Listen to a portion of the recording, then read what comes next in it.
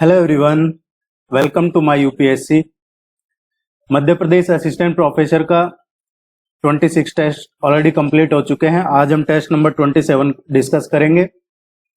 अगर test series join नहीं किया तो टेस्ट सीरीज ज्वाइन कर लीजिए। इस नंबर पे कांटेक्ट करके ज्वाइन कर सकते हैं या वेबसाइट पे जाके भी टेस्ट सीरीज ज्वाइन कर सकते हैं।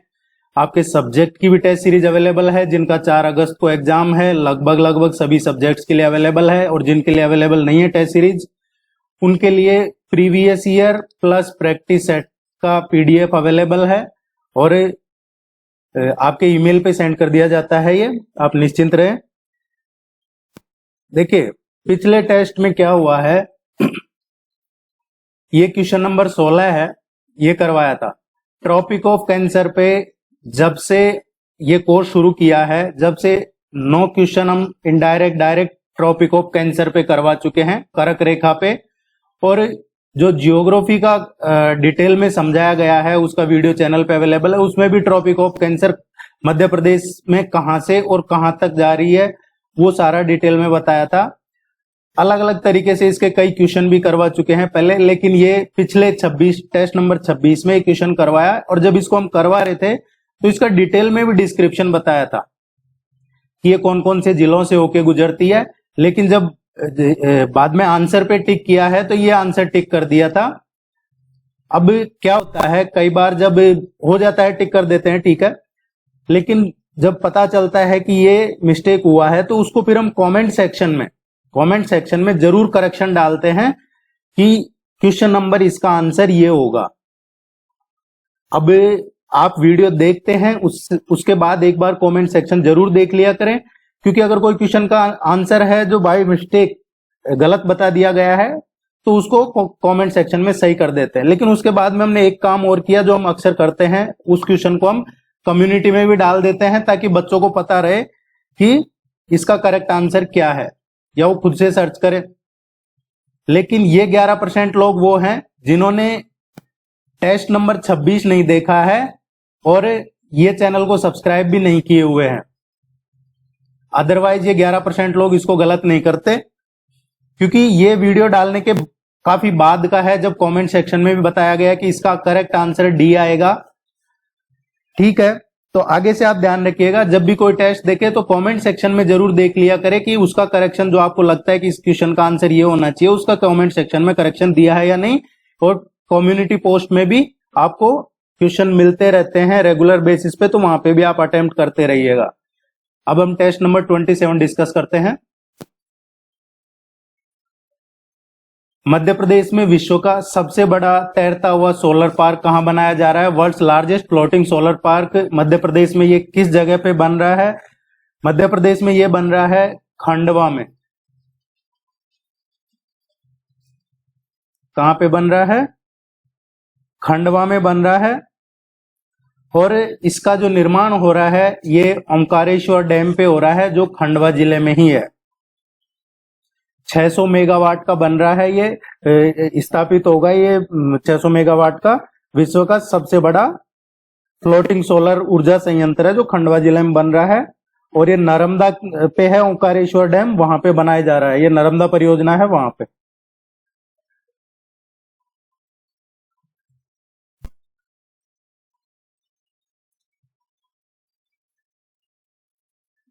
लहंगी एवं दुलदुल घोड़ी नृत्य किस जनजाति से संबंधित है? लहंगी and Duldul Ghodi dance is related to which of the following tribe?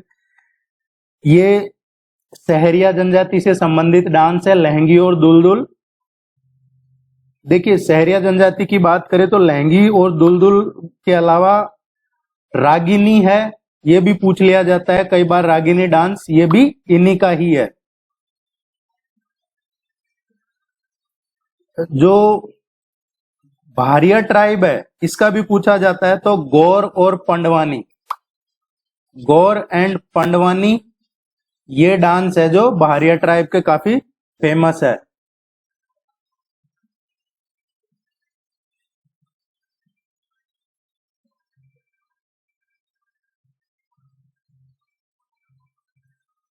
कौन सी मृदा मध्य प्रदेश में नहीं मिलती है? Which soil is not found in Madhya Pradesh? Madhya Pradesh में किस तरह की सॉइल नहीं मिलती है, नहीं पाई जाती है?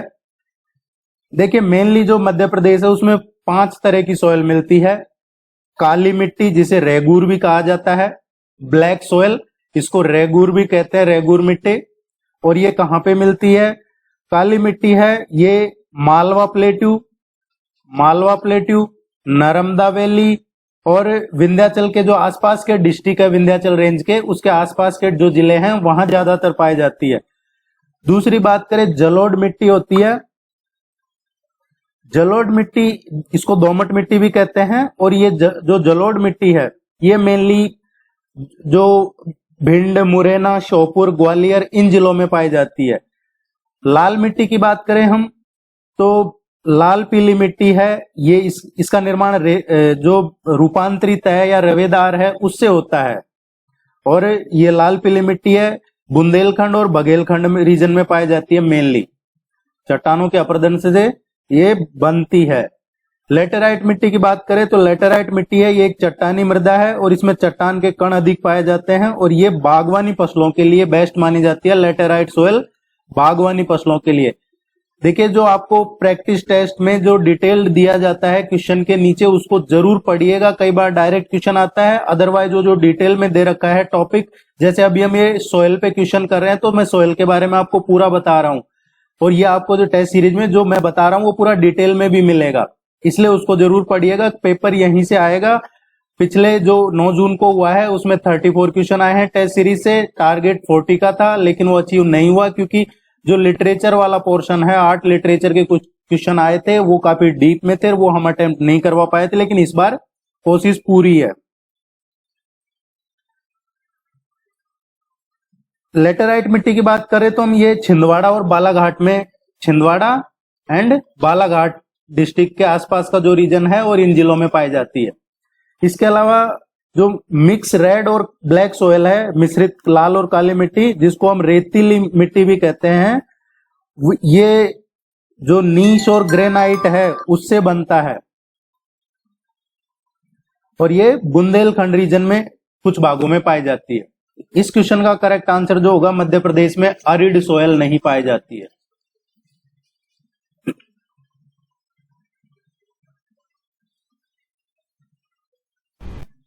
The western boundary of which national park is formed by Tawa dam and reservoir? किस राष्ट्रीय उद्यान की पश्चिमी सीमा तवा बांध और जलाशय द्वारा बनाई गई है? तो देखिए जो सतपुड़ा टाइगर राष्ट्रीय उद्यान है इसकी पश्चिमी सीमा तवा बांध और ये जो वाटर बॉडी है उसके द्वारा बनाई गई है। और ये राष्ट्रीय उद्यान कहां पे है? सतपुड़ा राष्ट्रीय उद्यान है ये होशंगाबाद में है। सतपुड़ा इसका करेक्ट आंसर आएगा, ये होशंगाबाद में है। कब हुई थी इसकी स्थापना? 1981 में।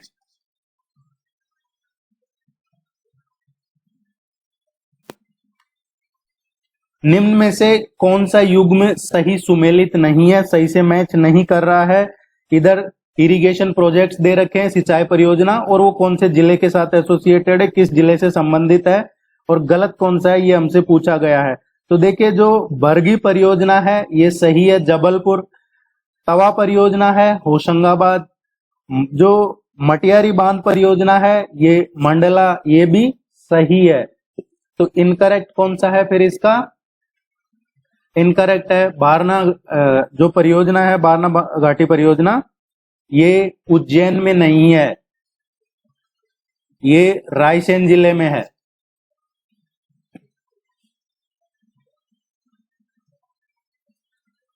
प्रैक्टिस जरूर कीजिएगा। आप जितना पढ़ते हैं उसको रिवीजन जरूर कीजिएगा, रिवीजन सबसे इंपॉर्टेंट है।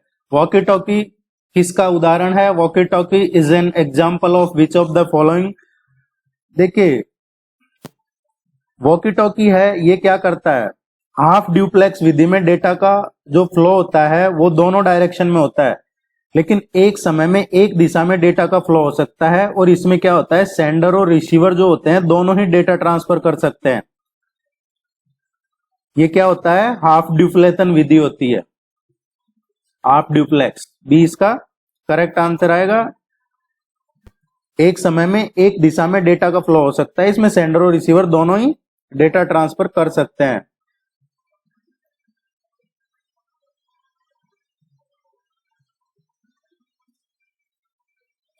मध्य प्रदेश में पाताल पानी किस जिले में है?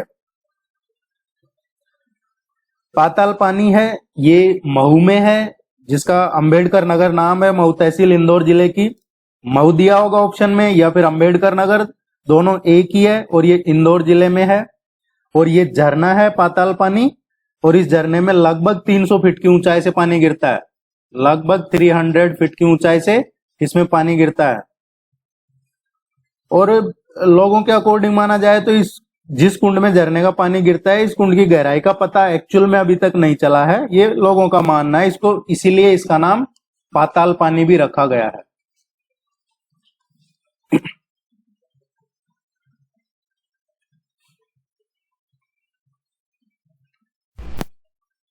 निम्न में से कौन सा सर्च इंजन भारत में बना है? भारत में बनाया हुआ सर्च इंजन कौन सा है? सर्च इंजन क्या होता है? एक प्रकार का ये सॉफ्टवेयर होता है जो कि वर्ल्ड वाइड वेब पे जो मौजूद जानकारी है उनको एक कीवर्ड के हिसाब से ढूंढने में मदद करता है। आप एक सॉफ्टवेयर है जो www पे मौजूद जो भी जानकारी है उसमें कीवर्ड, जैसे आपने MPPSC लिख दिया है तो वो उसको जो भी MPPSC से रिलेटेड चीजें वो ढूंढ लाता है। तो अगर हमारी वेबसाइट को ढूंढना है तो आप MPPSC लिखकर MyUPSC लिख दीजिए, तो हमारी वेबसाइट पे जो भी आपके MPPSC से रिलेटेड चीजें हैं वो आ जाती है। इसमें देखिए सर्च इंजन है ये 4 तरह के होते हैं। सर्च इंजन के कितने प्रकार के होते हैं? 4 प्रकार के होते हैं सर्च इंजन। एक होता है क्रॉलर, क्रॉलर होता है। दूसरा डायरेक्टरी होता है, डायरेक्टरी। तीसरा जो होता है हाइब्रिड होता है, और चौथा मेटा सर्च इंजन होता है। ये 4 तरह के सर्च इंजन होते हैं, क्रॉलर, डायरेक्टरी, हाइब्रिड और मेटा सर्च इंजन। भारत में बने हुए जो हैं उनकी बात करें तो रफ्तार खोज और गुरुजी। कौन से? रफ्तार खोज एंड गुरुजी, ये दोनों भारत में बने हुए प्रमुख सर्च इंजन है। रफ्तार खोज और गुरुजी, ये 3 है, रफ्तार खोज और गुरुजी है। तो डी इसका करेक्ट आंसर आएगा, ए और बी दोनों।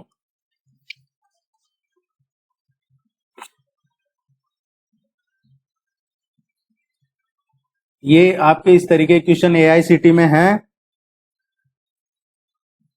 AICRA का पूर्ण रूप क्या है? What is the full form of AICRA? AICRA is all India council for robotics and automation.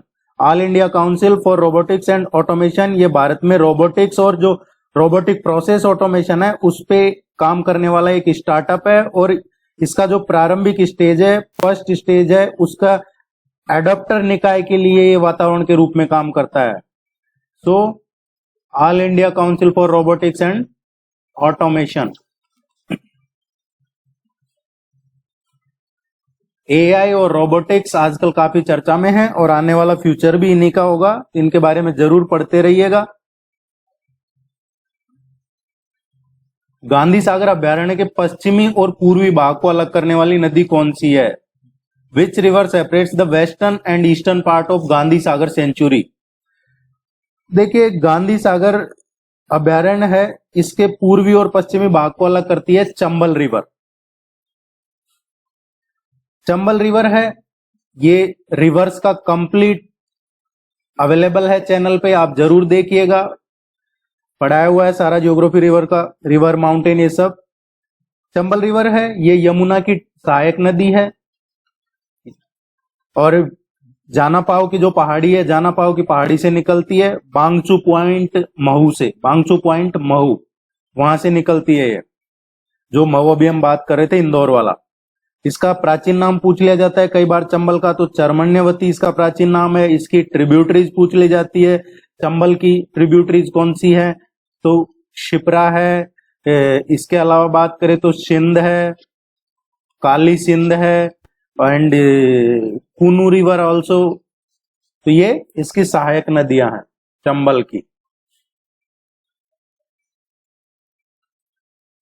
The plateau forms the water divide between the Ganga and Narmada basin. देखिए रिवर अलग चीज होती है और रिवर बेसिन अलग होता है।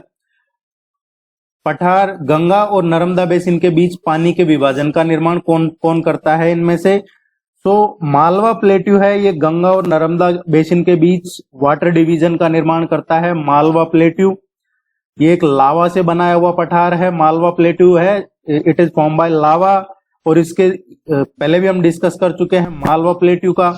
इसके आप बात करेंगे, ईस्टर्न साइड है पूर्व में, ये बुंदेलखंड का प्लेट्यू है। इसके अलावा इसके नॉर्थ ईस्ट में है, नॉर्थ वेस्ट की बात करें तो इधर अरावली प्लेट्यू है, अरावली हिल्स है, अरावली की पहाड़ियां है। और मालवा मध्य प्रदेश में लगभग 28%, मध्य प्रदेश के 28% भाग का निर्माण करता है मालवा प्लेट्यू। और इसका विस्तार हम देखें तो गुना डिस्ट्रिक्ट है, भोपाल, रायसेन, सागर, विदिशा, देवास, सीहोर, उज्जैन, शाजापुर, इंदौर, रतलाम, धार, झाबुआ, मंदसौर, राजगढ़, नीमच, ये जो जिले हैं ये मालवा प्लेट्यू में ही आते हैं। मेनली ज्यादातर इनमें से जो वेस्टर्न साइड में है।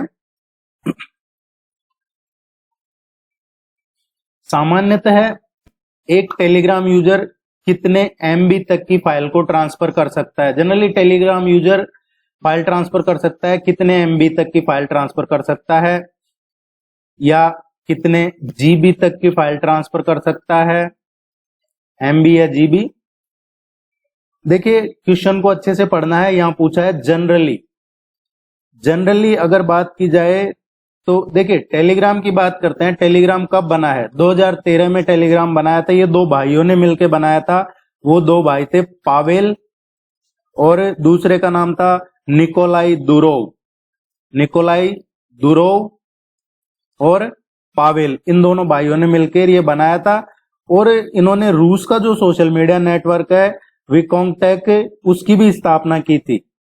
टेलीग्राम के अधिकारियों के साथ इनका सहयोग करना, और उनकी जो एनक्रिप्शन कुंजी है, इन्होंने क्या टेलीग्राम की जो एनक्रिप्शन जो की है उसको देने से मना कर दिया था रशियन गवर्नमेंट को, और उसके बाद कई देशों में इस पे प्रतिबंध लगा दिया गया। टेलीग्राम क्या एक मैसेजिंग ऐप है, और इसमें बिना किसी सर्विस चार्ज के इंटरनेट की मदद से मैसेज या फाइल ट्रांसफर कर सकते हैं आप। जनरली बात करें, नॉर्मली बात करें तो टेलीग्राम पे आप 2 जीबी तक की फाइल ट्रांसफर कर सकते हैं। कितना? 2 जीबी। लेकिन जो प्रीमियम, जो पैसा देकर टेलीग्राम को प्रीमियम बाय करते हैं, एक तो फ्री वाला, और अगर प्रीमियम टेलीग्राम है आपके पास तो आप 4 जीबी तक की फाइल ट्रांसफर कर सकते हैं। दोनों को अच्छे से ध्यान रखिएगा। अगर आपसे जनरली नॉर्मली पूछा जाता है तो टेलीग्राम पे 2 जीबी तक की फाइल भेज सकते हैं एक साथ, अदरवाइज प्रीमियम है तो 4 जीबी तक की भेज सकते हैं। कोपरा, वयामा और वियर्ना सभी किस नदी की सहायक नदियां हैं? ये कोपरा, वयामा और वियर्ना किस नदी की ट्रिब्यूटरीज हैं? ये सभी केन नदी की सहायक नदियां हैं। केन नदी का ओरिजिन कहां से होता है? केन नदी का उद्गम होता है कटनी जिले से। कटनी जिले से निकलती है केन नदी, और कटनी जिले की जो रीठी तहसील है वहां से निकलती है। और रीठी तहसील के में भी कायमूर हिल्स हैं, कायमूर पहाड़ियां, वहां से निकलती है केन नदी। और पन्ना जिले का जो दक्षिणी क्षेत्र है उसमें एंट्री करने के बाद में ये पन्ना और छतरपुर जिले के बीच में बॉर्डर भी बनाती है केन नदी। ये सभी जो कोपरा, वयामा और वियर्ना है ये केन नदी की सहायक नदियां हैं। केन नदी है ये कटनी जिले में निकलती है। कटनी है जो, कटनी में भी रीठी तहसील के पास में जो कैमूर पहाड़ी है वहां से। और ये जब पन्ना डिस्ट्रिक्ट में, पन्ना के भी दक्षिणी भाग में प्रवेश करती है तो पन्ना और छतरपुर के बीच में बॉर्डर बनाती है। और बाद में ये उत्तर प्रदेश में एंटर कर जाती है, यूपी में बांदा जिले में। यूपी का जो बांदा डिस्ट्रिक्ट है उसमें प्रवेश कर जाती है। और यहाँ पे ये एक विलेज है चिला गांव, उसके पास में बोझा जगह है, तो ध्यान रखिएगा चिला गांव है, चिला, और चिला के पास में बोझवा जगह है, वहां पे ये यमुना में मिल जाती है। एक क्वेश्चन पूछा जाता है पांडव जलप्रपात का। पांडव जलप्रपात भी केन और इसकी जो ट्रिब्यूटरी है उन्हीं पे पांडव जलप्रपात का निर्माण हुआ है। और केन रिवर का एक और पूछा जाता है, एक स्टोन का, पत्थर का, कि एक बहुमूल्य स्टोन पाया जाता है इसमें, सजर नाम का। कौन सा? सजर नाम का एक बहुमूल्य पत्थर पाया जाता है, वो भी केन रिवर में ही पाया जाता है। केन नदी के और भी कई नाम है, प्राचीन नाम, जैसे शुक्तिमती है, दीर्णावती है, कर्णवती है, कैनास है। ये नाम भी आपको ध्यान में रखने हैं।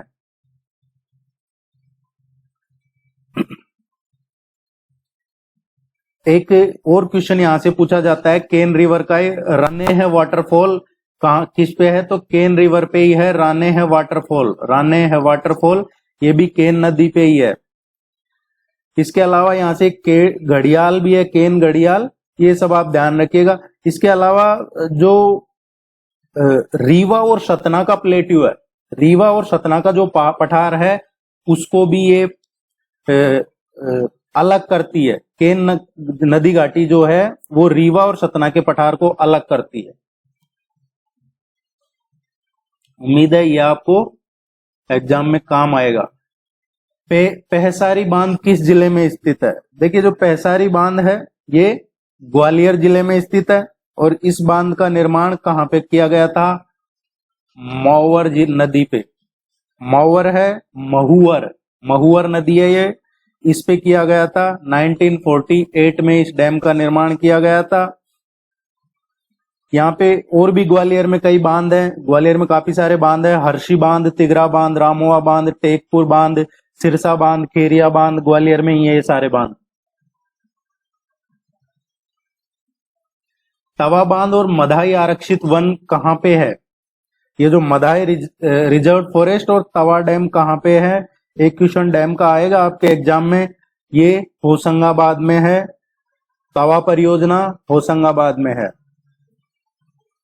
होशंगाबाद, नर्मदापुरम, सी इसका करेक्ट आंसर आएगा। सतपुड़ा राष्ट्रीय उद्यान, बोरी वन्य जीव अभ्यारण्य, ये सब यहीं पे हैं। इंदौर निम्न में से किस नदी के संगम पर स्थित है? इंदौर है ये खान और सरस्वती नदी के संगम पे स्थित है। खान है ये शिप्रा की ट्रिब्यूटरी है, शिप्रा रिवर की ट्रिब्यूटरी है खान रिवर। और यहाँ पे काफी फेमस मंदिर भी है, इंद्रेश्वर मंदिर, ये काफी फेमस है। इंदौर का है जो स्वच्छता में काफी नाम है आजकल। डीप माइंड जो एआई कृत्रिम बुद्धिमत्ता से संबंधित है, किस कंपनी से संबंध रखता है? DeepMind which is related to an artificial intelligence is belong to which company? DeepMind याद रखना आपको, डीप माइंड ये आर्टिफिशियल इंटेलिजेंस में किस कंपनी से है? तो डीप माइंड ये गूगल का है। आपसे पूछा जाए आर्टिफिशियल इंटेलिजेंस का जनक किसे कहा जाता है? तो जॉन मैकार्थी को आर्टिफिशियल इंटेलिजेंस का जनक कहा जाता है, जॉन मैकार्थी को। और इसका पहले भी क्वेश्चन करवाया गया है। इसने एक लैंग्वेज डेवलप की थी, LISP, ये प्रोग्रामिंग लैंग्वेज भी इसी ने डेवलप की थी।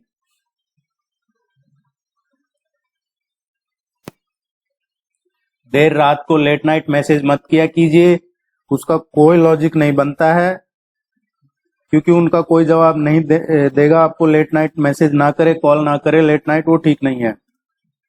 खामोश प्रहरी रोबोट किस संस्था के सहयोग से बनाया गया है? खामोश प्रहरी रोबोट है ये किसने बनाया है? तो देखिए खामोश प्रहरी रोबोट है ये DRDO और BEL ने बनाया है। इसका जो करेक्ट आंसर आएगा, इसका करेक्ट आंसर आएगा C।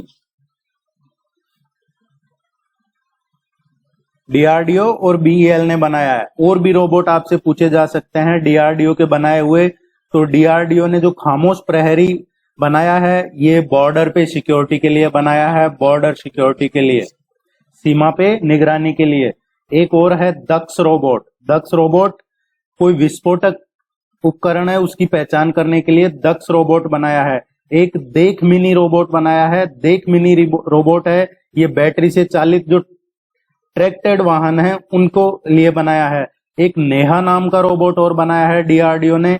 नेहा ये मानव रहित हवाई जहाज के लिए बनाया है, नेहा। ओरा बनाया है, एक ओरा जो मानव रहित लड़ाकू विमान है। दो है नेहा मानव रहित हवाई जहाज ओरा मानव रहित लड़ाकू विमान, बेक मिनी बैटरी चलित ट्रैक्टेड वाहन, दक्ष रोबोट जो विस्फोटक उपकरण है उनकी पहचान करने के लिए, और खामोश बॉर्डर पे निगरानी के लिए।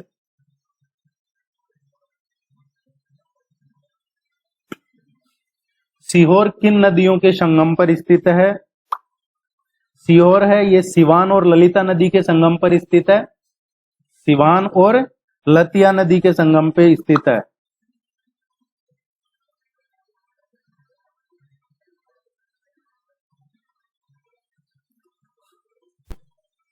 सीहोर है ये मालवा क्षेत्र में आता है, विंध्याचल रेंज की तलहटी में स्थित है ये जिला। सिवान और लतिया रिवर। चिड़िको झील कहां पे स्थित है? चिड़िको झील है ये यहाँ पे नरसिंहगढ़ वन्य जीव अभ्यारण्य है, वहां पे है ये, और ये पर्यटकों के लिए काफी फेमस भी है नरसिंहगढ़ वन्य जीव अभ्यारण्य। तो ये चिड़िको लेक नरसिंहगढ़ में है। डी इसका करेक्ट आंसर आएगा। पूर्ववर्ती भोपाल राज्य का पहला सिंचाई टैंक पालकमती कहां स्थित है? Palakmati the first irrigation tank of the east while Bhopal state is located in. पहले भोपाल राज्य हुआ करता था अलग से ही, जब इससे नवंबर 56 को मध्य प्रदेश बना उससे पहले। तो इसका पहला जो सिंचाई टैंक था पालकमती, ये कहां पे स्थित है? ये रायसेन में है, और इसका निर्माण करवाया गया था 1933 में। इसके अलावा एक और दूसरा पूछा जाए आपसे सिंचाई टैंक, तो वो मोरेम नाला है। कौन सा है? वो है मोरम नाला। मोरम नाला ये कहां पे है? बालाघाट में है। मोरम नाला ये भी सिंचाई टैंक है दूसरा, और इसका निर्माण करवाया था 1936 में। मध्य प्रदेश में सबसे ज्यादा सिंचाई कुएं और नलकूप से ही होती है, और जो मध्य प्रदेश जल संसाधन विभाग है ये हम पहले कर चुके हैं, इसकी स्थापना 1956 में हुई थी। बात कर रहे हैं हम जल संसाधन विभाग की।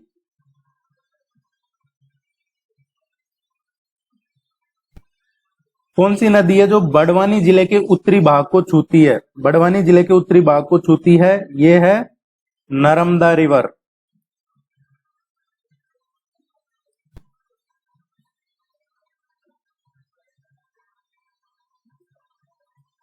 और इसके दक्षिण में आप देखोगे तो सतपुड़ा और विंध्याचल भी है। महेश्वर मध्य प्रदेश में किस नदी के तट पर स्थित है? महेश्वर है ये किस नदी के तट पर है? महेश्वर भी नर्मदा रिवर के तट पर बसा हुआ है। महेश्वर, अगर आपको अभी तक नहीं ज्वाइन किया है, आपने टेस्ट सीरीज या यहाँ चैनल को सब्सक्राइब नहीं किया है, तो आपको पता नहीं होगा, या खुद से पढ़ रहे हैं तो मालूम होगा। ये खरगोन जिले में है महेश्वर। साड़ी वगैरह पढ़ा होगा महेश्वर की, इसका उल्लेख रामायण और महाभारत में भी है, और एक खरगोन जिले में है।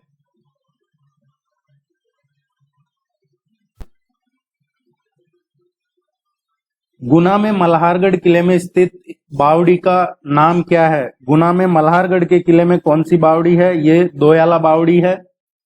डी इसका करेक्ट आंसर आएगा।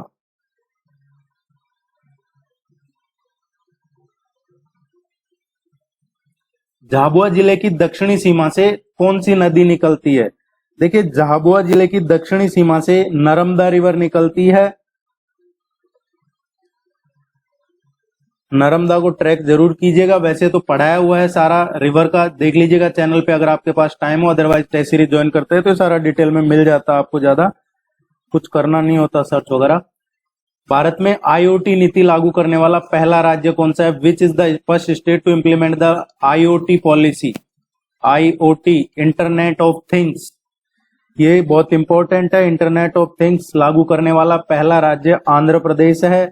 भारत में आईओटी नीति है, इंटरनेट ऑफ थिंग्स, ये नीति कब लागू की गई थी? ये नीति 2014 में तैयार किया गया था इसका मसौदा।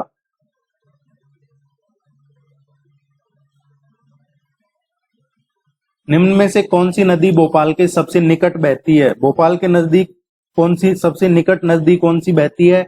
ये बेतवा रिवर है। भोपाल के सबसे नजदीक बहने वाली रिवर बेतवा रिवर है, और ये रायसेन जिले के कुगरा गांव से निकलती है बेतवा रिवर। उसके बाद में ये मध्य प्रदेश और आगे उत्तर प्रदेश में एंटर कर जाती है। उत्तर प्रदेश में फिर ये हमीरपुर, और हमीरपुर में ये यमुना में मिल जाती है बेतवा। पूर्वी मालवा का सारा पानी, पूर्वी मालवा पठार का सारा पानी बेतवा नदी अपने साथ ले जाती है। बेतवा की अगर आपसे ट्रिब्यूटरी पूछी जाए तो जामनी रिवर और एक है इसकी धशान रिवर। ये दो बेतवा नदी की सहायक नदियां हैं। बेतवा नदी पूर्वी मालवा पठार का सारा पानी लगभग अपने साथ ले जाती है। हमीरपुर के पास में ये यमुना में मिल जाती है। आगर मालवा कौन सी नदी बहती है? आगर मालवा है यहाँ छोटी काली सिंध रिवर आगर मालवा जिले में बहती है। और देखिए मध्य प्रदेश में रायसेन और आगर मालवा इसके बीच में काली सिंध नदी पे एक बहुत इंपॉर्टेंट इरिगेशन प्रोजेक्ट है, कुंडालिया बृहद सिंचाई परियोजना। कुंडालिया बृहद सिंचाई परियोजना ये रायसेन और आगर मालवा के बीच में छोटी काली सिंध रिवर पे ही है। गाता जलप्रपात मध्य प्रदेश के किस जिले में स्थित है? गाता जलप्रपात है ये गाता वाटरफॉल, ये मध्य प्रदेश के पन्ना जिले में स्थित है। लगभग 91 के आसपास इसकी हाइट है। मध्य प्रदेश का सबसे ऊंचा वाटरफॉल कौन सा है? मध्य प्रदेश का सबसे ऊंचा जलप्रपात है ये बहुती वाटरफॉल है। पहले ये रीवा जिले में आता था, अभी महूगंज नया जिला बना है तो ये महूगंज में आता है, महूगंज जिले में आता है, ये ध्यान रखिएगा। ये सबसे ऊंचा है, 191 मीटर इसकी हाइट है।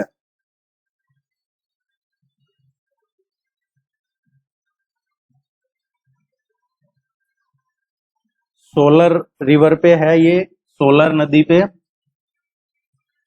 कुंवारी नदी मध्य प्रदेश के किस जिले से होकर बहती है? कुंवारी नदी मध्य प्रदेश में ये मुरैना जिले से होकर बहती है। और इसका उद्गम कहाँ से होता है कुंवारी नदी का? तो ये शिवपुरी जिला है, उसमें बैराड़ के पास से इसका उद्गम होता है कुंवारी रिवर का, शिवपुरी जिला में बैराड़ के पास से। और ये मुरैना से होकर बहती है। मुरैना का जो पठार है उससे जल विभाजक ये चंबल और कूनों से अलग हो जाती है फिर आगे, और ये फिर चंबल के पैरेलल में बहती हुई सिंध नदी में मिल जाती है। और कुंवारी नदी ये मध्य प्रदेश में श्योपुर, मुरैना, भिंड इन जिलों में होकर बहती है। बुंदेलखंड में कौन से जैन तीर्थ स्थित है? बुंदेलखंड में इनमें से कौन से जैन तीर्थ स्थित हैं? बुंदेलखंड रीजन की बात हो रही है। इसमें कुंडलपुर, द्रोणागिरी, पपोरा, आहारजी ये सारे ही जैन तीर्थ स्थल हैं और ये सारे ही बुंदेलखंड रीजन में हैं। अगर हम बात करें कुंडलपुर की तो कुंडलपुर है ये दामोह में आता है। इसके अलावा बात करें हम द्रोणगिरी की तो द्रोणगिरी है ये छतरपुर में आता है। पपोरा और आहारजी ये दोनों टीकमगढ़ जिले में आते हैं। तो इस क्वेश्चन का करेक्ट आंसर आएगा सारे ही, ऑल ऑफ द अबव। मेरा सारा राज्य बीमार पड़ गया है। यदि मैं एक स्थान पर व्यवस्था स्थापित करता हूं तो दूसरे स्थान पर गड़बड़ी उत्पन्न हो जाती है। यदि मैं दूसरे स्थान पर ठीक करता हूं तो तीसरे स्थान पर हलचल होने लगती है। ये पंक्ति किसकी है? एक जगह ठीक करता हूं दूसरा बिगड़ जाता है, दूसरा पर ठीक करता हूं तीसरा बिगड़ जाता है। ये इस तरीके से रोना कौन रो रहा था अपने राज्य के लिए? ये काम था मोहम्मद बिन तुगलक का, जिसने शनकी कहा जाता है। मोहम्मद बिन तुगलक एक शनकी था और उसकी शनक भरी जो योजनाएं थी, क्रूरताएं, हत्याएं, एक तरीके से उसको रक्त पिचासू कहा गया है मोहम्मद बिन तुगलक को, क्योंकि वो लोगों की जो भावनाएं हैं उनकी उपेक्षा करता था, पागल था एक तरीके का। और ये किसने कहा है इसके बारे में कि मोहम्मद बिन तुगलक है, एक शनकी था, क्रूर था, लोगों की भावनाओं की उपेक्षा करता था, अपने आप में सपने लेता रहता था, खुद की अलग ही दुनिया में जीता था, रक्त पिचासू था, पागल था। ये मोहम्मद बिन तुगलक के बारे में कहा है एडवर्ड थॉमस ने। किसने कहा है? एडवर्ड थॉमस ने कहा है ऐसा मोहम्मद बिन तुगलक के बारे में। और ये जो स्टेटमेंट है ये मोहम्मद बिन तुगलक का ही दिया हुआ है।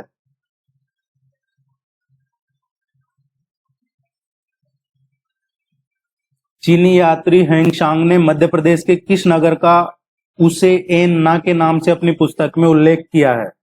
चीनी यात्री हेंगशांग ने मध्य प्रदेश के किस नगर का अपनी बुक में जिक्र किया है जिसको नाम दिया था उशे एन ना? ये उज्जैन का जिक्र किया है इसने।